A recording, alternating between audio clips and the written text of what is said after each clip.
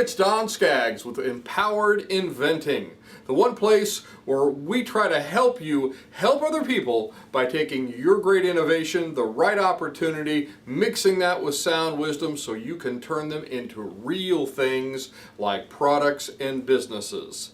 And those people that you help, they say thank you. Please continue helping us by sending you certificates of appreciation called dollar bills. Now, I have a question for you. Have you ever fell victim, or have you ever felt yourself creeping into what I call the bubble effect? And this is a very, very common, a very easy thing for inventors and entrepreneurs to fall into. Now, what do I mean by the bubble effect? That is there's a couple of really good old proverbs that sort of really kind of in depth explain this. One is, he who separates himself from his own desire, he quarrels against all sound wisdom.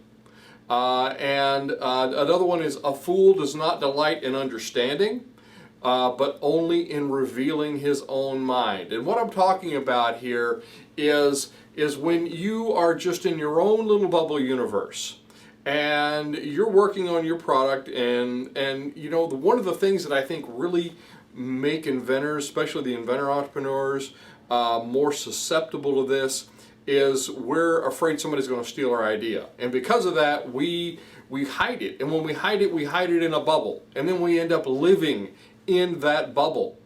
And so we don't talk to people on the outside. We don't get outside input. And it affects us. And what happens is, just like in these old proverbs, we start quarreling against sound wisdom. There's really logical good things that we end up thinking, well, no, that's not right, because my own reality in my little bubble universe here says this. And we start believing things inside our bubble that conflict with and don't jive with the things that are outside that bubble.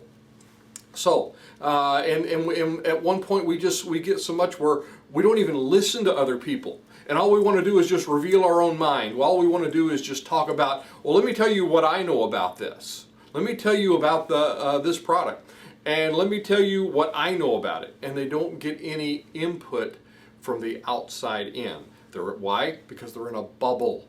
So how can you identify if you're in this bubble? Well, if you separate yourself from the right people.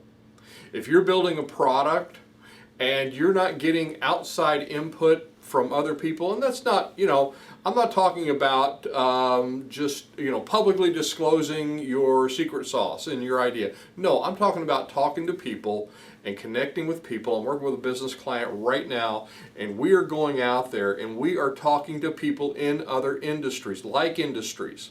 And sometimes we go in and we get to meet them at their company, and we get a tour of their facility. And they kind of show us things that maybe this early stage inventor entrepreneur hasn't done yet, or doesn't realize yet. Processes, you know, somebody who's got 20 years of experience at something can really help you when you just have 1 year of experience. So don't separate yourself from the right people. You have to connecting with people. What do I always say? People are important. So if you're building your product, if you're getting ready to prepare to launch, you want to be able to know who the other players are, and guess what? They're not all competitors. They're not all you know, maybe it's a like industry, but they're not really in direct competition, but it's close enough to where you could learn things about either how they launch products, or how they prepare to launch products, or something about their process that can really help you. If you're having major surgery, you will seek out, if you're smart, you will seek out the most experienced, and you'll want the most experienced, talented surgeon that you can possibly find. Why? Because it's important. You're having major surgery. So should it be any different for anything as serious as taking part of your time and a lot of your money and taking the risk to launch a new product, launch a new business, become successful, change your life, change your legacy by finding these experienced people? Now, where do you find a lot of them? Well, there's a lot of really good inventor groups, especially in the inventor side and the entrepreneur side as well. By the way, if you're just an entrepreneur and you're not really an inventor person, but you're looking for new products to sell, inventor groups are a great place. If you're an inventor group is a great place to connect with other people, usually really good, experienced people. If you go to inventleaders.org, we're on there, we're kyinventors.org.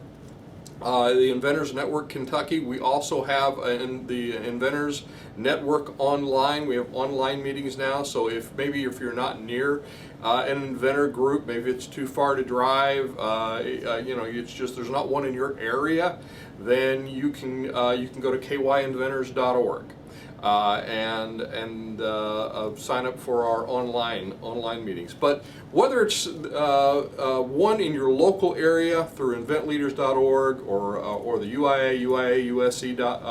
USA.org is another good one, or if it's our online meeting, or however you can do this, you want to connect with other people on the outside, good people that not somebody's just trying to sell you something, but people that can work with you and collaborate with you and say, oh, well, we did this and, we just hit a brick wall, but, we found this workaround and did this and it really worked well. That stuff's valuable. It's like finding gold on the street. So, don't connect to the right people. Don't separate yourself from the right people. Another thing is not to separate yourself into a bubble from is the market. And I can't say enough about this. If you are not immersed in your market, and you're not making that preparation by getting in there and understanding everything about this market that you possibly can get your hands on, get your eyes on, get involved with, get immersed in, then you're preparing to fail. Because, I always say this, if you have a product that you think, McDonald's would love this, McDonald's would use this in every one of their restaurants. This is a really, really cool invention. This is a cool product. This is a really new, cool process. Go to McDonald's and don't just eat there. I always say, if you really want to understand the inner workings of a place, and you've got some extra time and can do this, then go apply for a job there and get you a little part-time job. Not because you would want to work there, but because you want to be on the inside of the place. You want to see what the inner workings are.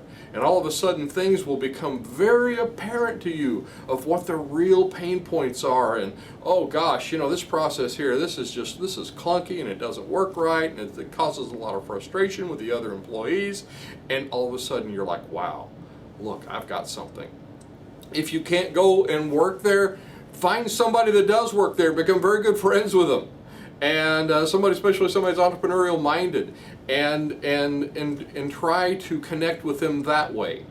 But kind of you're just wanting to be completely, totally immersed. And when you're immersed, you want to look for trends. You want to look for these rising waves in the distance in a particular industry, not something that's already crested. If somebody wants to jump on because they're hearing it in the news and it's a really, really big deal right now. It was like when the smartphones came out, the iPhones. It's a big deal now. Everybody's making them. Everybody's got them. That wave, it's a big wave that came up, but it's already crested.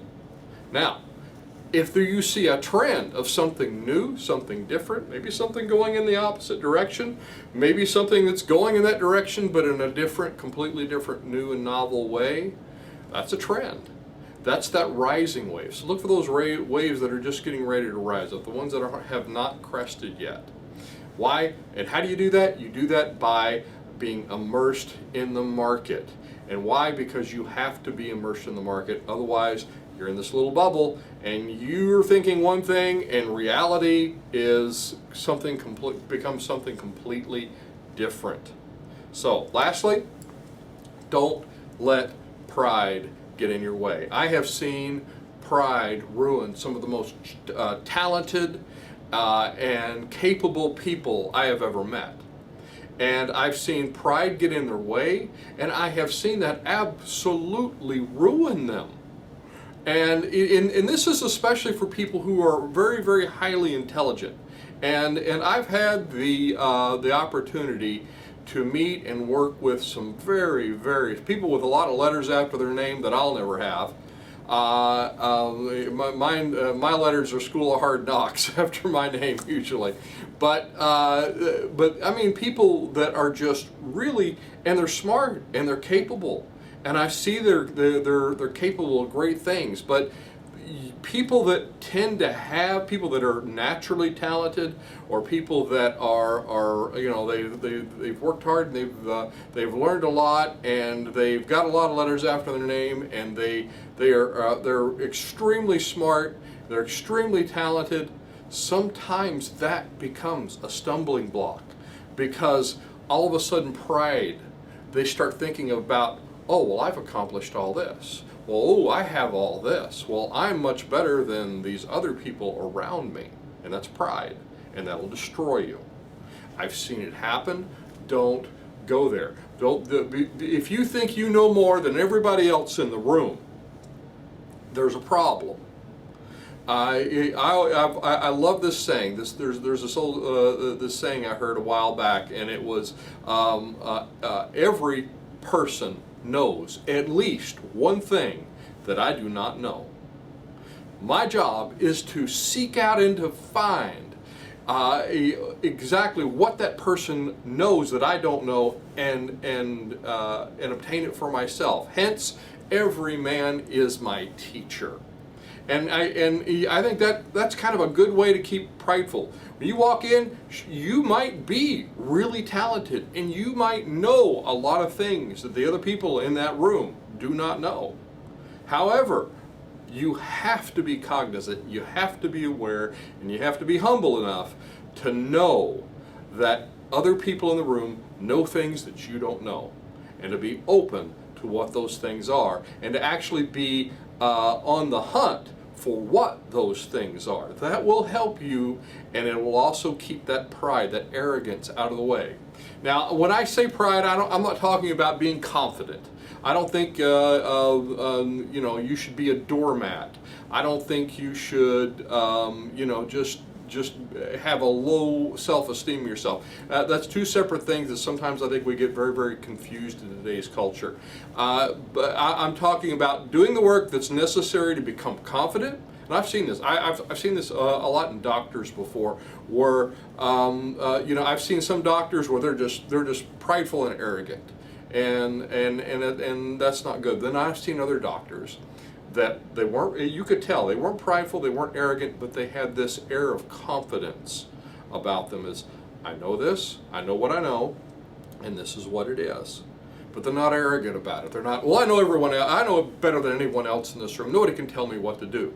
And by extension, you can let pride that you have about yourself and your own talents, and pride that can by extension extend to your ideas, your inventions, your product, your business.